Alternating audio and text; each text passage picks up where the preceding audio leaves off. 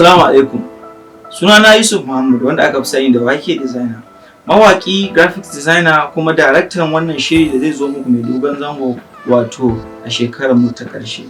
Wato wannan shiri ne da zai ƙayatar da ku ya nishaɗantar da ku, shiri ne akan ɗalibai da suke shekarar su ta ƙarshe wato SS3 a secondary school. Mun fara yin photoshoot ɗin wannan shiri, dole a yi hotunan da za a yi postoci da su kamar yadda kuke gani. Za mu ɗauki wannan fim ɗin a wannan September na 2022 insha Allah.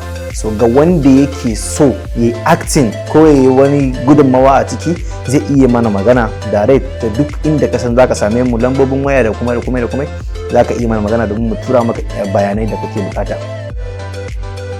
Labarin a shekarar mu ta ƙarshe labari ne da wanda kusan tun 2020 aka rubuta shi, ya kusan shekara 2 a ƙasa, amma saboda shirye-shirye da kuma ƙoƙarin a tabbatar da an samu abin da yake so, shi yasa ba a fara shi ba sai wannan lokacin ake son a fara.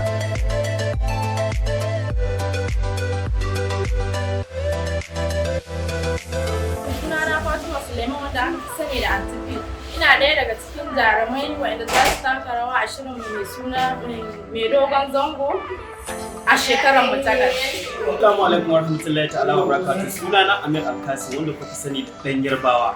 Ina ɗaya daga cikin wanda za su taka rawa a cikin wannan series mai dogon zango watakan a shekarar mu ta ƙarshe. Assalamu alaikum. Sunana Hanifa Sani wacce aka fi sani. Ina ɗaya daga cikin jaruman da za su taka rawa daga cikin dogon zango wato a shekarar mu ta ƙarshe. Dara guda mugun ba ku kasance da mu a cikin sabon wannan shiri da mu fara Allah ya so yadda kwanan nan da daddare mai duka sunansa a shekarar mu ta ƙarshe. Kar ki sake kar ka sake a waka labari. Assalamu alaikum jama'a, sunana mai da shi a wasu wata kuma sani daban-daban.